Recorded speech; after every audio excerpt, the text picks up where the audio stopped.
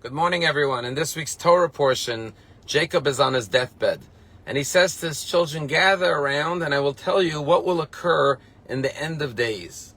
And then the very next verse, he says, listen and gather around and listen to Jacob, your father. And the rabbis point out, first Jacob said, I will tell you what will occur in the end of days. But then suddenly he just says, gather around and listen to your father, Jacob. And our rabbis tell us that originally Jacob intended to reveal to his children what will happen in the end of days, all of Jewish history.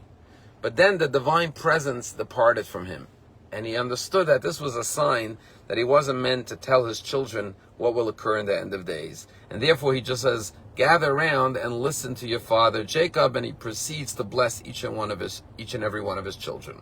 And the rabbis explain, why didn't God want Jacob to reveal what will happen in the end of days? Because in Judaism, we believe that each and every one of us is created in the image of God. And just like God is free, we are free. And therefore, we don't believe in predeterminism. It's not predetermined what will happen in our lives, but rather we choose, like God, through our own free choice, what will happen. We are authors of our lives. There's a story told about a person who prayed to God. He said, God, all I want is a Wall Street Journal post-dated 1 year from now, so I can see the stock market where it's going to be, and I can invest and become wealthy. The next day he opens up his door, he picks up the Wall Street Journal, and it's the edition for 1 year forward, 1 year from that day. He immediately goes to the page with all the stocks. He starts looking where the market's going to be, which stocks are up, which are down. He starts writing down what he's going to buy, what he's going to sell, and he's fantasizing about what he's going to do with all the money he's going to make.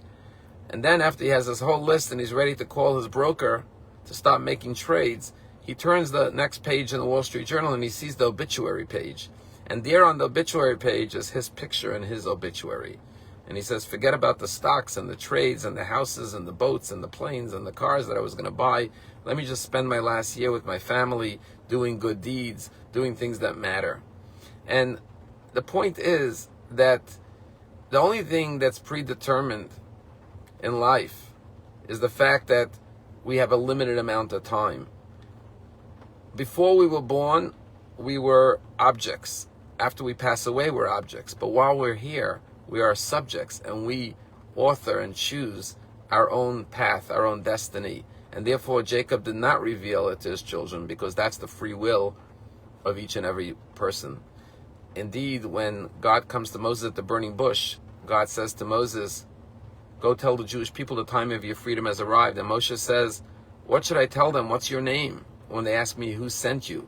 And God says, tell them, Eya Asher Eya, I will be who I will be. And the question is, what kind of name is this? I will be who I will be. And the answer is, what God was saying is, I will be who I choose to be. And just like every person is in the image of God, we all will be who we choose to be. On the high holidays, we have the famous prayer, Rosh Hashanah Yikaseh Ivon. On Rosh Hashanah it's written down, and Yom Kippur it's sealed, who will live, who will die, who will be born, who will become rich, who will become poor. Everything is predetermined. But the conclusion of the prayer, the punchline is Utshuva, Utefila, Tzedakah. Prayer, charity, and repentance can nullify all evil decrees. Even if something's predetermined, we have the power to overturn it through our good deeds, through our righteousness. And that is what Jacob is telling his children.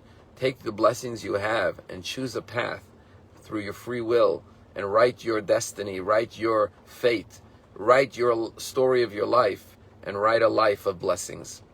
You know, we're going through horrible tragedy in Israel with the war, and the last time Israel was caught off guard, like October 7th was the Yom Kippur War, where we suffered so many casualties.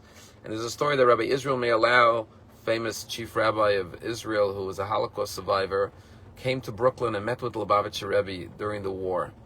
And he said to the Rebbe that everyone in Israel is asking, was wird sein? In Yiddish that means, what will be? Everyone's asking what will be.